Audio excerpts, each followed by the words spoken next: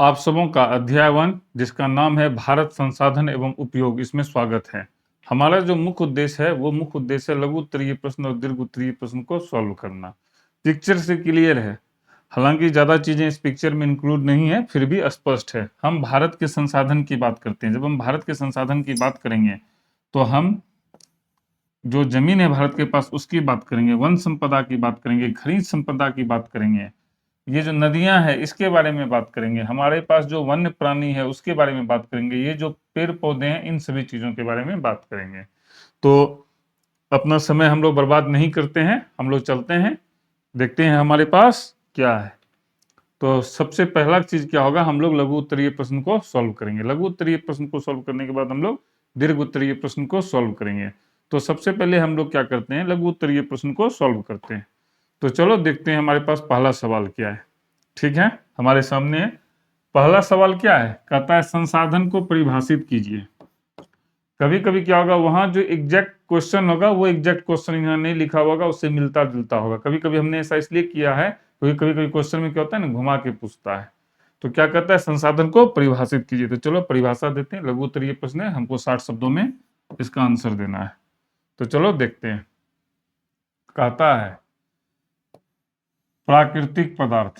पदार्थ क्या होना चाहिए, वो सभी प्राकृतिक पदार्थ होना चाहिए जो क्या रखते हैं, जो मानव की आवश्यकताओं को पूरा करने की क्षमता रखते हैं, उन्हें संसाधन कहा जाता है। तो स्पष्ट है, प्राकृतिक पदार्थ होना चाहिए और उसकी क्षमता क्या हो, मानव जो कि हम लोग हैं, हमारी जो भी आवश्यकता है उसको वो क्या क्या करता हो, पूरा करता हो। अब सवाल है कैसे पूरा करता हो, तो वर्तमान तकनीक के माध्यम से। जितनी भी चीजें हैं वो कहीं न कहीं मनुष्य के लिए उपयोगी होती है। क्या वो सभी संसाधन है, कहता है नहीं, संसाधन वो नहीं होगा जो वर्तमान तकनीकी के माध्यम से। उदाहरण के लिए सूर्य की किरणें, ये हमारे लिए संसाधन है। ये संसाधन कब बना, ये संसाधन हमारे लिए तब बना जब हमने सौर ऊर्जा का उपयोग करना शुरू किया। अगर हम आज से 10,000 साल पहले चले जाएं तो उस समय सौर ऊर्जा को उपयोग करने का क्षमता हमारे पास नहीं था, तो उस समय ये संसाधन नहीं था। लेकिन अभी जो हमारी तकनीक है वो विकसित हो चुकी है, डेवलप हो चुकी है, जिस कारण से ये क्या हो गया, संसाधन हो गया। हवा, हवा से हम क्या करते हैं, पवन ऊर्जा, बिजली बनाते हैं, तो ये भी क्या हो गया, संसाधन हो गया। जल से भी बिजली बनाते हैं तो ये भी संसाधन हो गया। जीव जंतु हमारे किसी न किसी काम में आते हैं, इसलिए वो क्या है, संसाधन है। खनिज पदार्थ, ये सभी क्या है, संसाधन है। अब सवाल है ये संसाधन करता क्यों क्या है, तो कहता है ये संसाधन जो है महत्वपूर्ण भूमिका निभाता है। कैसे महत्वपूर्ण भूमिका निभाता है, सामाजिक और आर्थिक विकास में।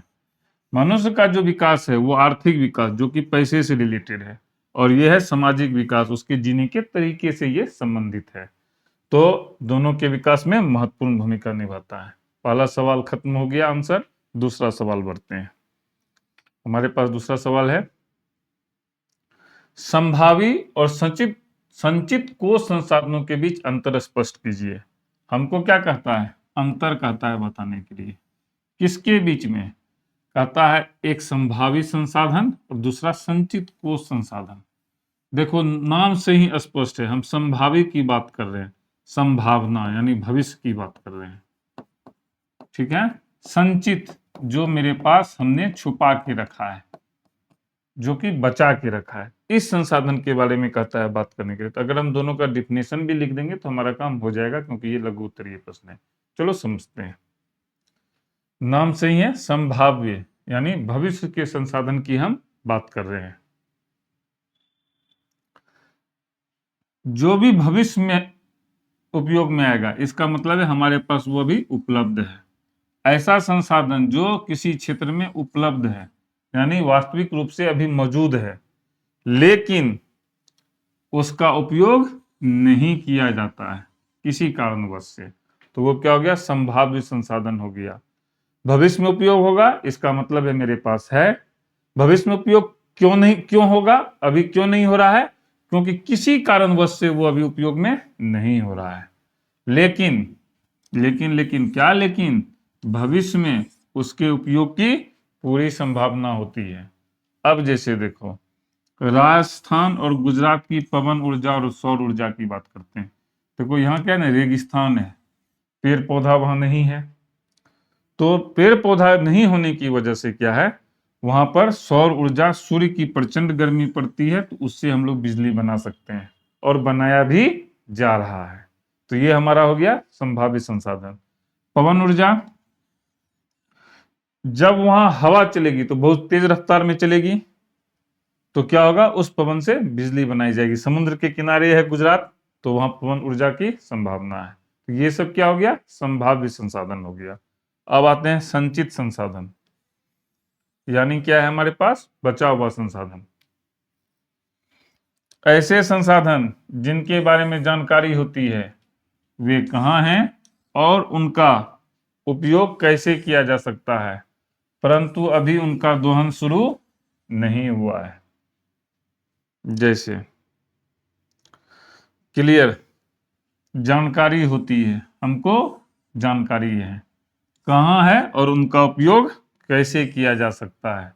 यहाँ पर देखो वर्तमान में उसका उपयोग नहीं किया जा रहा है, कोई कारण है, लेकिन यहाँ पर उसका उपयोग वर्तमान में भी हो सकता है, लेकिन उसका दोहन शुरू नहीं हुआ है, अभी हम उसका दोहन शुरू नहीं किए हैं।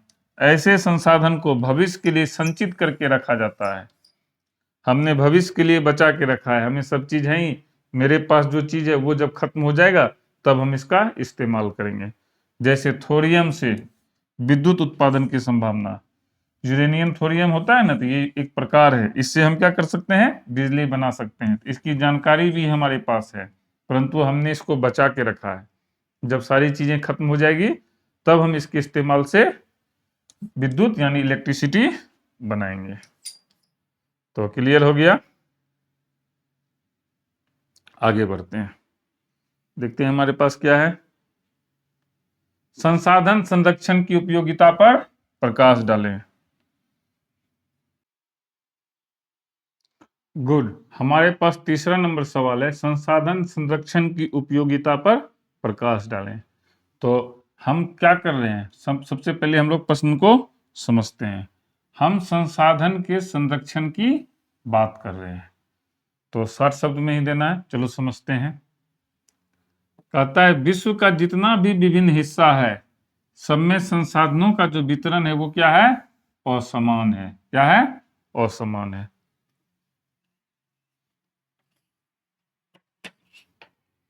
असमान कहने का क्या मतलब हुआ कि सभी जगह समान रूप से नहीं है, कहीं ज्यादा है तो कहीं कम है।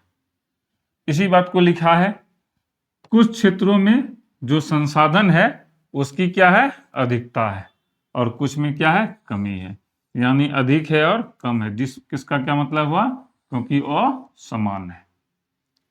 लेकिन लेकिन लेकिन लेकिन क्या कहता है, अगर हम किसी भी क्षेत्र के समग्र विकास की बात करें, उसका जो क्षेत्र है उसके पूरे विकास की बात करेंगे, तो हमको आवश्यकता होगा किसका, तो संसाधन का। क्लियर हो गया। तो जब मनुष्य के विकास के लिए संसाधन की आवश्यकता था तो मनुष्य ने क्या किया होगा, उसका इस्तेमाल किया होगा। जब हमें कोई चीज मिलती है तो हमें उसका और इस्तेमाल करने की इच्छा होती है, तो वही हुआ, मनुष्य ने क्या किया, विकास की होड़ में कि हमें विकास करना है, संसाधनों का अत्यधिक, जरूरत से ज्यादा, और जरूरत से ज्यादा ही नहीं, बिल्कुल अव्यवस्थित तरीके से, यानी उसको खर्च करना था 10, उसने खर्च किया 15, और खर्च होना था 12 ही, उसने 3 क्या किया, ज्यादा खर्च कर दिया, यानी अव्यवस्थित दोहन किया। क्या किया, अव्यवस्थित दोहन किया।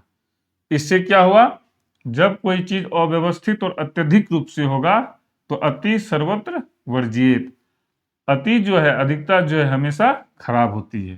तो क्या हुआ, पर्यावरणीय समस्याएं शुरू हो गई। जब पर्यावरणीय समस्या शुरू हुई तो क्या हुआ, अत्यधिक दोहन हो ही रहा था, संसाधन क्या हुआ, समाप्ति की कगार पे है। यानी अगर हम इसी तरह से इस्तेमाल करते रहेंगे तो 50 से 100 साल में संसाधन क्या होगा, खत्म हो जाएगा। लेकिन क्या 50 साल में संसाधन खत्म हो जाएगा? लेकिन 50 साल में क्या मानव पीढ़ी भी खत्म हो जाएगी? तो नहीं।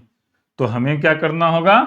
भविष्य की पीढ़ियों के लिए, अपने जो बच्चे होंगे, फिर उसके जो बच्चे होंगे, फिर उसके जो बच्चे होंगे, उन सबों के लिए आवश्यकताओं को ध्यान में रखते हुए, जब हमें आवश्यकता है तो बच्चों को भी आवश्यकता होगी। उसके लिए हमको क्या करना होगा? संसाधनों का संरक्षण करना होगा। और क्यों संरक्षण करना होगा? क्योंकि सतत, सतत शब्द को समझो, यानी विकास जारी रहे। आज जिस रफ्तार से विकास हो रही है वह उसी रफ्तार से विकास होते रहे। तो उस सतत विकास के लिए क्या है? जरूरी है। क्लियर हो गया 3 नंबर सवाल भी। अब हम लोग आगे बढ़ते हैं 4 नंबर सवाल पे आगे बढ़ते हैं, देखते हैं हमारे लिए क्या है। चौथा नंबर सवाल क्या है? संसाधन निर्माण में तकनीक की भूमिका को स्पष्ट कीजिए। क्वेश्चन को समझो, संसाधन के निर्माण की बात कर रहे हैं और उस निर्माण में तकनीक यानी टेक्नोलॉजी का क्या आवश्यकता है। तो चलो देखते हैं। कहता है प्राकृतिक पदार्थों को संसाधन के रूप में उपयोग में लाने के लिए तकनीकी ज्ञान का होना आवश्यक होता है। कोई भी पदार्थ संसाधन कब बनता है? जब टेक्नोलॉजी के माध्यम से हम उसको उपयोग में लाते हैं। तो कहता है उस पदार्थ को जब हम उपयोग में लाएंगे तो कैसे लाएंगे? तो उसके लिए हमको जरूरी है तकनीकी ज्ञान। क्या जरूरी है? तकनीकी ज्ञान। कहता है कोई भी पदार्थ वह संसाधन के रूप में उपयोगी नहीं बन सकता है। कोई भी पदार्थ है उसको हम संसाधन नहीं बना सकते हैं। क्यों नहीं बना सकते हैं? क्योंकि सबसे पहले हमें उसके उपयोग की जानकारी होनी चाहिए। उसकी कहाँ आवश्यकता होगी, उसकी आवश्यकता की समझ का मतलब हुआ उसको हम अपने जरूरत के हिसाब से कहाँ पर यूज कर सकते हैं। और सबसे बड़ी बात है तकनीक का विकास होते रहना चाहिए, उसके बिना ये संसाधन के रूप में नहीं बन सकता है। अब इसको उदाहरण के रूप में हम इस्तेमाल करते हैं। अभी जो खनिज है, लोहा हो, अब्रक हो, सोना हो या चांदी हो, कुछ भी, यह पृथ्वी के अंदर छिपा हुआ था, जमीन के अंदर था। कहता है ये तब तक खनिज नहीं बना, यानी ये जो खनिज तब तक संसाधन नहीं बना जब तक कि उन्हें निकालने और उपयोग करने की तकनीकी विकसित नहीं हुई। लोहा का जीवन में उपयोग है, ये तब इस्तेमाल हुआ जब उसको निकाला गया और उसको उपयोग करने की तकनीक बनाई गई। उसी प्रकार सब दिन जल गिरता है लेकिन जल से बिजली बनाया जा सकता है, यह तब हुआ जब हमने तकनीक विकसित की। उसी प्रकार गिरते जल से बिजली उत्पन्न करने की तकनीक आई, तब जाकर जल को एक महत्वपूर्ण संसाधन के रूप में माने जाने लगा, वरना वह यूं ही व्यर्थ बह जाता। क्लियर हो गया 4 नंबर भी। आगे बढ़ते हैं। 5वां नंबर सवाल समाप्त हो गया। अब हम लोग क्या है? दीर्घ उत्तरीय प्रश्न में है। तो चलो देखते हैं हमारे पास दीर्घ उत्तरीय प्रश्न क्या है। सबसे पहला क्वेश्चन देखते हैं। सतत विकास, अभी थोड़ी देर पहले हमने तुमको समझाया था, विकास सतत विकास दोनों में अंतर है। तो हम सतत विकास की बात का मतलब हुआ जो जारी रहे, जिस रफ्तार से आज विकास हो रहा है उसी रफ्तार से विकास होता रहे, इसी को हम कहते हैं सतत विकास। जैसे तुमने आज 5 चीज सीखा, कल भी अगर तुम 5 चीज सीखते हो, परसों भी 5 चीज सीखते हो या 4 चीज ही सीखते हो, लेकिन अगर रोज सीखते हो तो ये क्या हुआ? सतत विकास। आज तुमने कुछ सीखा, 10 दिन बाद तुमने कुछ नहीं सीखा, तो वो सतत विकास नहीं हुआ। आज तुमने 5 सीखा, 5 दिन बाद तुमने 5 सीखा, अभी इसमें कुछ नहीं सीखा, फिर तुमने कुछ नहीं सीखा, फिर तुमने 5 सीखा, तुम्हारा विकास हो रहा है, परंतु ये सतत विकास नहीं है क्योंकि ये जारी नहीं है। लेकिन अगर हम रोज कुछ ना कुछ सीखते हैं तो ये क्या हुआ? सतत विकास हुआ।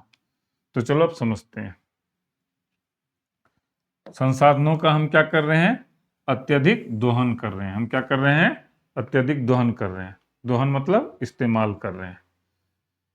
तो ये चीज क्यों हुआ? यह चीज इसलिए हुआ क्योंकि आज की उपभोगवादी संस्कृति है। उपभोग का मतलब हुआ यूज करना। आज हमारा क्या काम है? आज अगर हमारे पास 100 रुपया है तो हम चाहते हैं 100 रुपया हम जो भी खर्च होता है उसको खर्च कर देते हैं, बचाने की प्रवृत्ति हमारे अंदर नहीं है। क्यों नहीं है? क्योंकि हमको लगता है कि हमको आर्थिक विकास करना है, हमको आगे बढ़ना है। इसका ये क्या है, परिणाम है। अब आते हैं, जब ये चीज शुरू हुआ तो कोई भी चीज हुआ तो प्रॉब्लम हुआ, तो कहता है ये प्रॉब्लम हमको सबसे पहले मेरी नजर के सामने आया 1960 के दशक में। और ये दुष्परिणाम हमको कहाँ दिखा, दुष्परिणाम का मतलब हुआ खराब परिणाम, कहाँ पर दिखा, विकसित देशों में। 1968 ईस्वी में ही एक बुक प्रकाशित हुई जिसका नाम था पॉपुलेशन बम। पॉपुलेशन मतलब होता है जनसंख्या, मतलब एक ऐसा बम जो मानव की जनसंख्या के कारण फट जाएगा। और 1972 ईस्वी में एक बुक आया द लिमिट्स टू ग्रोथ, यानी ग्रोथ का मतलब हुआ विकास, विकास को लिमिट लगाने की आवश्यकता है। इस दोनों पुस्तक को प्रकाशित करने के बाद जो पर्यावरणविद थे जिन्होंने इसको लिखा था, उन्होंने मानव को चेताया। तो जब प्रॉब्लम आया तो संयुक्त राष्ट्र संघ था, उसको लगा कहीं न कहीं समस्या है और उस समस्या को क्या करना है, दूर करना है। तो उसने क्या किया, एक रिपोर्ट प्रकाशित किया। कब किया, 1987 ईस्वी में। और उसका क्या नाम था, आवर कॉमन फ्यूचर। आवर मतलब हमारा, कॉमन मतलब जो सभी से संबंधित है, फ्यूचर मतलब भविष्य। जिसमें उसने कहा हमको सतत विकास चाहिए। स्वकल्पना दी गई है कि हमको सतत विकास चाहिए। समझो उसने क्यों कहा हमको सतत विकास चाहिए। उसका कहना था मेरे बाद भी हमारे बच्चे आएंगे, फिर उसके बच्चे आएंगे, फिर उसके बच्चे आएंगे, तो विकास ऐसा हो कि जो हमेशा जारी रहे। क्लियर हो गया। तो अब समझ में आ गया होगा ये जो शब्द है सतत विकास, ये आया कहां से। तो इस लाइन में यह लिखा हुआ है, ये सतत विकास आया कहां से। अब हम सतत विकास का क्या करते हैं, परिभाषा दे देते हैं। कहता है ऐसा विकास जो वर्तमान पीढ़ी की जरूरतें पूरी करते हुए भविष्य की पीढ़ियों के संसाधन को नुकसान ना पहुंचाए। समझते हैं, अभी हमारा समय है 2025 ईस्वी चल रहा है, तो हम लोग अभी इस वर्तमान पीढ़ी हैं। कहता है विकास जो हो वह ऐसा विकास हो जो हम लोग की जरूरतें पूरी करता हो, हमारी जरूरतें, तुम्हारी जरूरतें और अन्य लोगों की जरूरतें को पूरा करता हो। इतना तो करता ही हो, साथ में भविष्य में, यानी 20 साल बाद भी, 40 साल बाद भी, 70 साल बाद भी, भविष्य में जो बच्चे आएंगे उसके लिए भी जो संसाधन हो उसको नुकसान ना पहुंचे। ऐसा नहीं हो कि उसके लिए कुछ बचे ही नहीं, उसके लिए जो चीज है वो खराब हो जाए। तो इसके लिए हमको क्या करना होगा, हमारे पास जो संसाधन है उसका क्या करना होगा, विवेकपूर्ण उपयोग करना होगा। और विवेकपूर्ण उपयोग तो हो ही, विवेकपूर्ण उपयोग का मतलब है हमें बिजली है तो बिजली का खपत करना है, किस चीज में करना है। और उचित नियोजन, पहले यह पता हो कहाँ खर्च करना है, फिर यह पता हो कितना खर्च करना है। दोनों चीज, उचित नियोजन, पहले कहाँ खर्च करना है और उचित नियोजन का मतलब हुआ कितना खर्च करना है। तो क्लियर हो गया। अब आते हैं भारत और बिहार जैसे राज्य की हम लोग बात करते हैं। तो क्या बात करते हैं, चलो देखते हैं। एक मिनट, चल ठीक कर देते हैं।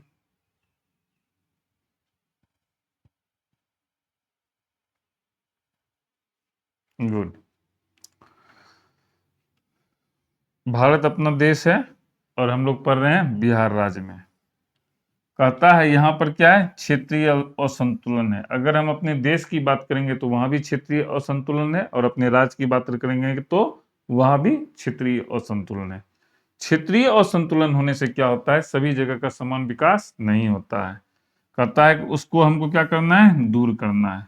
जब हम असंतुलन को दूर कर देंगे तो संतुलन हो जाएगा। यानी क्या होगा, संतुलन मतलब समान, सभी क्षेत्रों का क्या होगा, समान विकास हो जाएगा।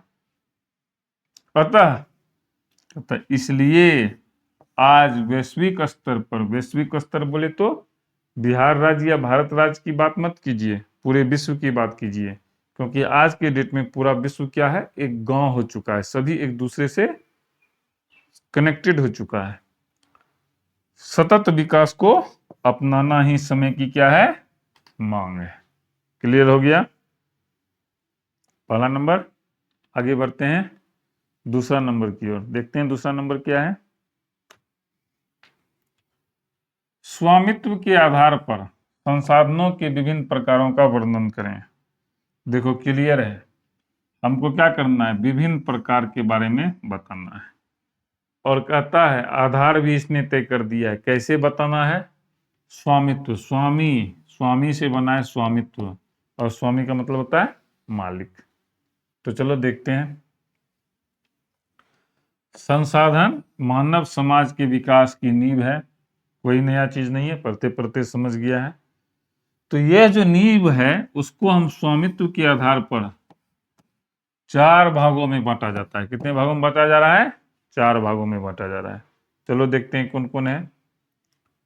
व्यक्तिगत संसाधन, दूसरा है सामुदायिक संसाधन, तीसरा है राष्ट्रीय संसाधन, चौथा है अंतरराष्ट्रीय संसाधन। चलो समझते हैं।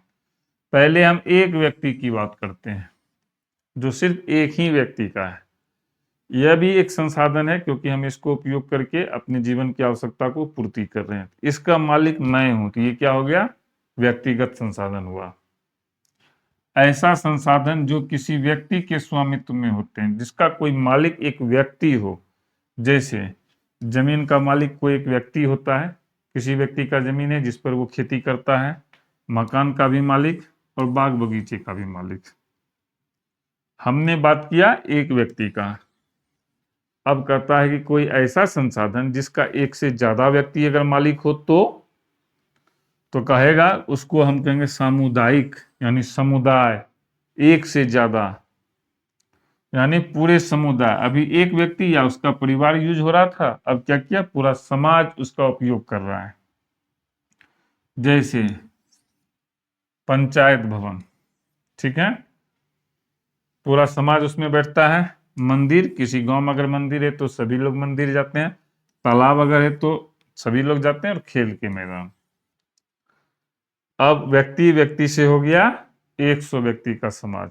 लेकिन अब ऐसा हुआ कि कोई एक बड़ा देश जो एक बहुत बड़ी जनसंख्या हो, तो उसको बोला राष्ट्रीय संसाधन। क्या बोला, राष्ट्रीय संसाधन। व्यक्ति व्यक्ति से गांव, और गांव से देश, राज नहीं, देश सीधा देश। किसी भी देश में वैधानिक रूप से मौजूद संसाधन, वैधानिक रूप से मौजूद, कभी कभी क्या होता है किसी देश पे कोई दूसरा व्यक्ति का भी समान हुआ है, तो वैधानिक रूप से मतलब उसको कानूनी मान्यता मिली हुई हो। जैसे सड़कें, सड़कें पे सभी लोग चलते हैं। रेलवे, भारतीय रेल राष्ट्र की संपत्ति है। बांध, बिजली बनाते हैं इससे। इन सभी चीजों का मालिक क्या होता है, सरकार होता है, यानी सरकार के इस पर क्या होता है, अधिकार होता है। एक बहुत इंपॉर्टेंट लाइन है, समुद्र तट से, अब देखो उड़ीसा के बगल में समुद्र है, ठीक है, उड़ीसा जैसे समुद्र, उड़ी जाओगे तो वहां समुद्र है। तो अब दूसरा देश भी क्या कहते हैं, बंगाल की खाड़ी से कनेक्टेड है, तो कितना दूर तक भारत का हिस्सा होगा। तो कहता है जो तट है, जहां से समुद्र का बॉर्डर शुरू होता है, वहां से 19.2 किलोमीटर तक का जो क्षेत्र है वो क्या होगा, भारत का क्षेत्र होगा। और उसके बाद का जो क्षेत्र होगा वो अंतरराष्ट्रीय क्षेत्र हो जाएगा, सभी देशों का उस पर अधिकार हो जाएगा। तो भारत की बात हो गई, भारत से ज्यादा, एक देश से ज्यादा, तो बात होगी अब किसकी, अंतरराष्ट्रीय संसाधन की।